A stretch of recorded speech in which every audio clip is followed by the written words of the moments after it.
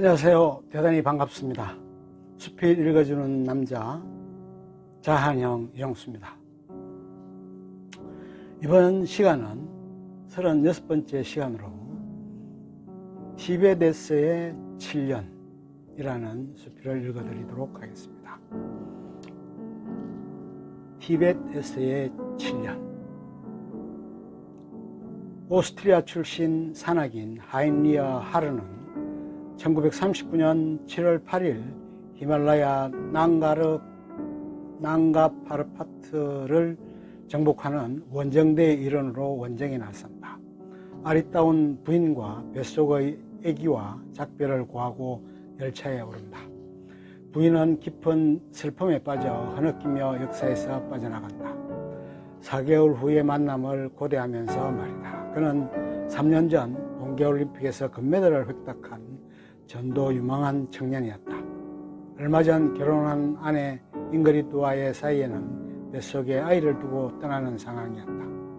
기차역에서 작별을 하고 히말라야로 향한다. 친구인 보제트에게 아내를 부탁한다. 예쁜 아내와 뱃속의 아기는 두고 떠나는 마음은 무겁기만 하다. 독불 장군이었던 그는 원정 대장과 마찰은 계속된다.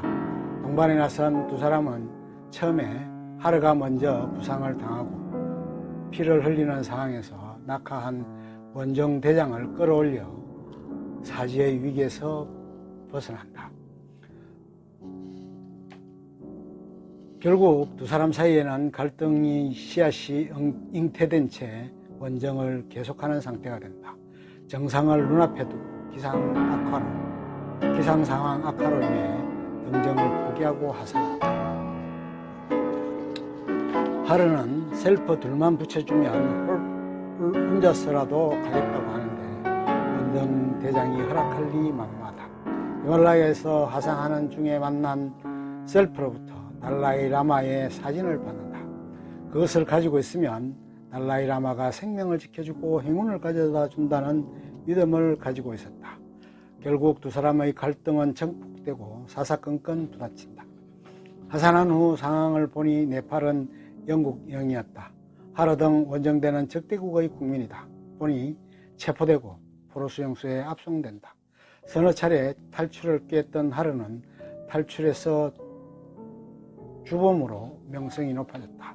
이러는 동안 세월은 많이 흘렀다. 소식이 없었던 아내로부터 아들을 낳았다는 얘기를 듣게 된다. 그러던 중 어느 날 그녀는 이혼 서류를 보내오고 서명해서 보내달라는 사연이었다. 통탄할 노릇이었다. 1944년 그는 드디어 원정 대원들과 함께 영국군으로 위장한 채 유유히 수용소 정문을 통과해 탈옥에 성공한다. 일단 안전지대로 빠져나오게 되자 하르는 홀로 도피행을 택한다. 우연히 도주 중에 원정대장을 만나게 되고 둘은 탈주의 동반자가 된다. 티베트까지의 68km를 남겨두는 상황에서 티베트로 방향을 잡고 이동한다. 국경에서 만난 티베트 인군들과 실랑이를 벌인다. 그는 경계병의 지봉을 빼앗고 놀려댄다. 그는 원주민들에게 붙잡히고 행정관에게 잡혀간다. 그런데 국경에서 만난 그 경비병이 자신의 거취를 결정하는 행정관이었다. 악연이었다. 달라이 라마의 사진을 제공하고 애원도 해보지만 막무가내다. 결국 그곳에서 쫓겨나게 된 두 사람은 우여곡절 끝에 라사에 도착한다. 한 허름한 집 앞에 광경을 지켜보게 된다. 그것은 강아지에게 밥을 주러 나온 주민을 물끄러미 바라보게 된 것이다. 그들은 주민이 사라지자 강아지를 쫓고 강아지 밥을 뺏어 먹는다. 그것을 보게 된 주인장은 적은짓이 밀어 그들을 보살펴주게 된다. 도움을 받게 된 그들은 이방인으로 그곳에서 현지 생활에 적응해 나간다. 그러던 어느 날 나왕이라는 고위 관료가 여자 재단사를 보내 양복을 맞춰주겠다는 제안을 한다. 재단사와 친숙하게 된 두 사람은 서로 경쟁하는 연적 관계가 된다. 스케이트를 선물하기도 하고 스케이트를 가르쳐주면서 친밀도는 더욱 높아져 간다. 그들 중 여자의 선택은 원정대장이었다. 원정대장은 아버지가 준 시계를 차고 있었는데 시장에서 팔아서 식량을 확보하기도 한다. 그것은 하라가 한 말 때문이었다. 시계가 무슨 필요가 있냐는 시기였다. 그런데 알고 보니 하르 배낭에는 여러 개의 시계가 매달려져 있었다. 어느 날 하르는 달라이라마의 모친에게서 달라이라마를 친견하러 가자는 제안을 받게 된다.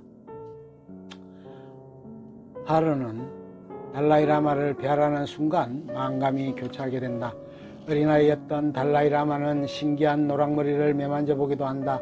달라이라마는 그에게 여러가지 질문을 한다. 왜 산에 오르는가? 절대적 순수를 느끼기 때문이다. 달라이라마는 자신에게 영사기가 있고 필름이 있다고 얘기를 하고 영화관을 지어줄 수 있겠냐는 제의를 한다. 그러자 하르는 수락하겠다고 답변한다. 처음 설계를 하고 땅을 파고 기초를 다지는 순간에 난간에 봉착한다. 그것은 기초공사를 위해 땅을 파는 중에 땅속에서 지렁이를 발견한다. 그런데 그것을 소중히 여기느라 작업의 진도가 나가지 않게 된 것이었다. 그 지렁이는 자신의 어머니의 환생일 수도 있다는 고정관념이었다. 그러자 하르는 고민 끝에 지렁이를 한쪽에서 골라내어 다른 곳의 흙 속에 옮겨 이동시키는 방법으로 이 난제를 해결한다.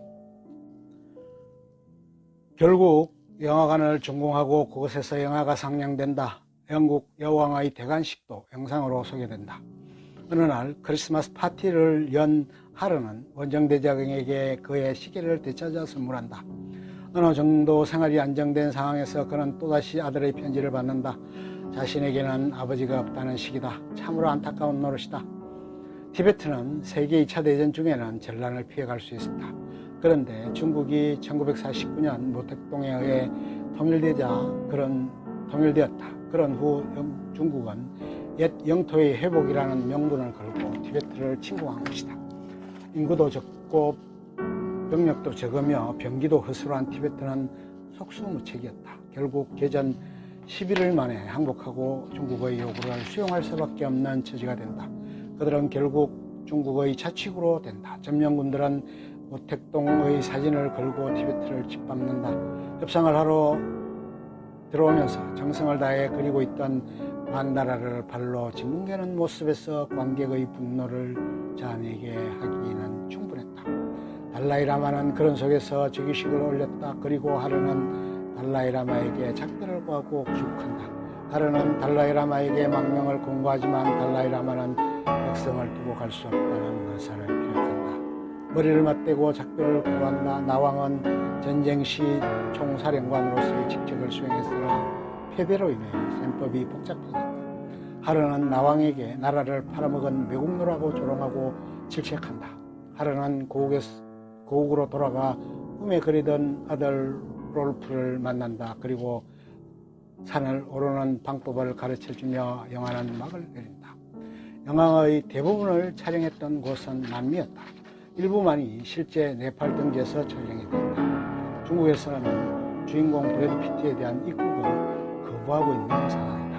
한 인간이 반항하고 적대적이었던 성품이 오랜 티베트 생활에서의 생활을 통해 성숙해가고 완성되어져 가는 모습이 그려졌다.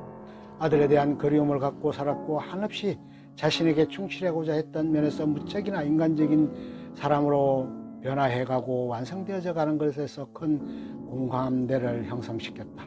달라이라마와의 교감을 통해서 그는 사람이 어떠해야 되고 어떤 삶을 살아야 하는지를 깨달았던 것은 아닐까. 산을 오르면서 정상에서 절대적인 순수를 느꼈던 것처럼 그렇게 달라이라마를 만나면서 하르는 또 다시 그런 느낌을 받았다. 두 사람은 오랫동안 친교를 맺었고 하르가 죽었을 때까지 계속적인 관계가 유지되었다. 달라이라마는 1959년에 인도로 망명해서 살고 있다. 1986년에 노벨 평화상을 받은 달라이라마는 티베트인들에게는 정신적 지주요, 살아있는 부채로 존경과 신망을 한몸에 받고 있다. 얼마 전 다녀온 몽골에서도 사원에는 한켠에 조그맣게 달라이라마의 사진을 걸어두고 있었다. 도리 달라이라마와의 만남을 가졌고 그것을 기화로 책을 저술하기도 했다. 두세 시간 만남을 가지려다 아주 깊은 대화와 공감을 하기도 했다. 아무튼 티베트 SS의 7년을 통해서 인간이 가져야 할 생에 대한 의미를 새롭게 생각해 보게 된 계기가 되었다. 2시간여 동안 끊임없이 영화 상영 시간 동안 생에 대한 참된 가치와 의미를 새롭게 느껴보는 부분이었다. 부적절한 배우 선택이라는 혹평이 있기도 했지만 많은 의미를 지닌 영화를 통해 생의 진정한 의미에 눈을 뜨가는 하루의 자아발견 모습에 박수를 보낸다. 끝. 좋으면 좋아요 감사합니다. 눌러주세요. 감사합니다.